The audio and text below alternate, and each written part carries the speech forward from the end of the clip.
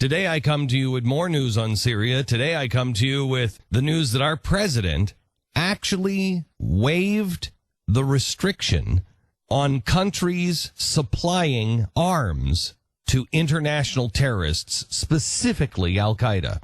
And the reason why he waived that is because we're providing arms to international terrorists, specifically Al-Qaeda.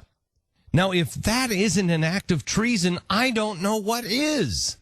If that is not an act of insanity, I don't know what is. If that is not the act of somebody who knows exactly what he's doing. This isn't, we don't know who the terrorists are. We don't know who the rebels are. No. Mr. President, you apparently do know exactly who they are because you felt compelled to waive the restriction on arming them. Now, why would you do that? So you can no longer make the case we don't know who these guys are because the president felt compelled to tell us who they are by waiving the restrictions. They're international terrorists. If that's not an act of suicide, if that's not an act, finally, of the president admitting we're on the wrong side, when you have to waive the law so you can arm terrorists, you're on the wrong side. Now, he says he's doing it because it's in our national defense or a national interest. Didn't he just give a speech and saying that there's no threat? Didn't he just give that speech where he said it over and over again? On board with this because they were the ones walking around with Bush is a terrorist t-shirts. Yeah. This literally is. By our own definition. This literally is. The president has become a terrorist. We are now, by our own definition, a terrorist state. And left, if you want to redefine this, if you want to say, oh, no, it's okay to arm terrorists, international terrorist organizations, knowingly. See, this is the problem with this whole thing. He's knowingly doing it. You can no longer say, well, he doesn't know. He doesn't know if they're terrorists. He had no idea. It was best intention. All of that. You can't say that anymore. How do you make that case? And you can't just put it on him either. I mean, John McCain is arguing for the exact same thing. They're all in on it. They're all in on it. And I know I just did a thing in the New York Times just like 2 weeks ago where I said, I haven't called for impeachment of the president. I haven't called for it. I'm calling for the impeachment of the president of the United States. The president of the United States needs to be impeached. And I'm sorry, if you believe that's because he's black, you're out of your mind. Stop with that argument. You would have called for that day one. God, we knew he was black pretty early. Pretty early on. I was pretty sure he was black before he was even president. Yeah. This is an impeachable offense. This guy is, I personally think it's treason. He is aiding and abetting the enemies of the United States, and he is knowingly doing it. Now, I said that last week. Well, you're never going to be able to prove that. Okay, how about this one? He just waived the law for himself. The only reason you do that is because you can make a good case that he's arming and aiding and abetting international terrorists, specifically the enemy of the United States of America. Well, I mean, what else do you need?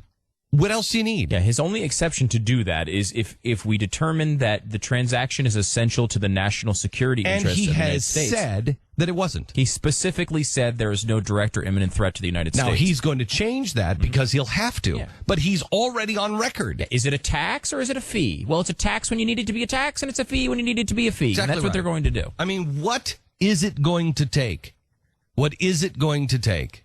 And, they're not going to do it because the people in Washington are total and complete weasels themselves. Well, you've made this case a million times, how you're going to wake up one day and not recognize your country. Let's just go back to the 2012 election, okay?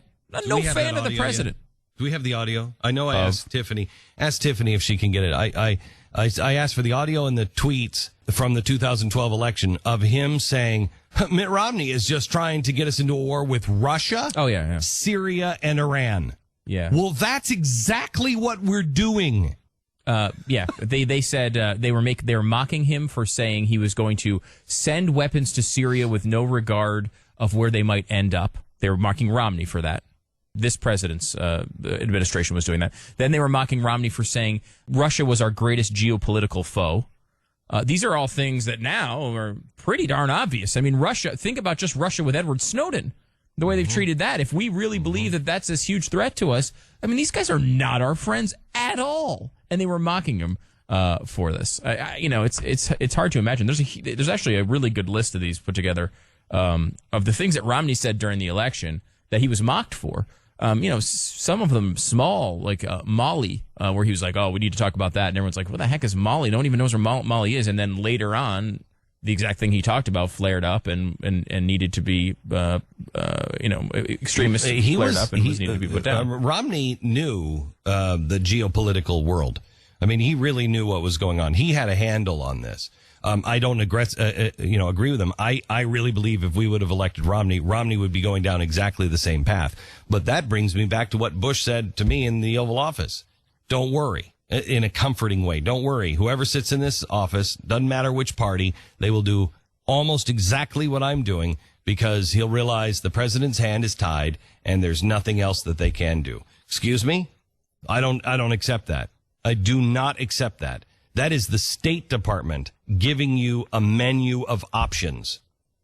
That's not, I'm sorry, but I don't inherit the sins of the father. I can change my own destiny and I can change my own course. And it's time for somebody to stand up and say, it's time to change the course. And the ones that are doing it are currently being pilloried. You've got Ted Cruz and Rand Paul and Mike Lee. Those guys are on the outs. I'm telling you, this system doesn't work. When the president of the United States can get the backing of the Speaker of the House from the other party and the senior senators from South Carolina and Arizona to stand up and say he is right, we have to arm Al-Qaeda. Something's very wrong, and it's not going to last. Just quickly to point out, when you're talking about South Carolina, you're talking about the worst senator in America, Lindsey Graham. Yes, I am. Just wanted to point that out. Yes, I am. And if you want a good argument for the Rand Paul, the Paul family's argument on a lot of this stuff, I mean, this Al-Qaeda thing, it has to at least make you stop and think. We have probably the most justifiable war since World War II. Al-Qaeda freaking killed 3,000 of our people and flew planes into buildings. Even that one, 12 years later, we're arming them. Yeah. It just shows that this and stuff they haven't changed. They haven't changed at all. Yeah. They haven't changed at all. So it's not like we're arming them because, we're friends with Germans now. No, they're still wearing the armbands. They're still the same people. They haven't changed. We have.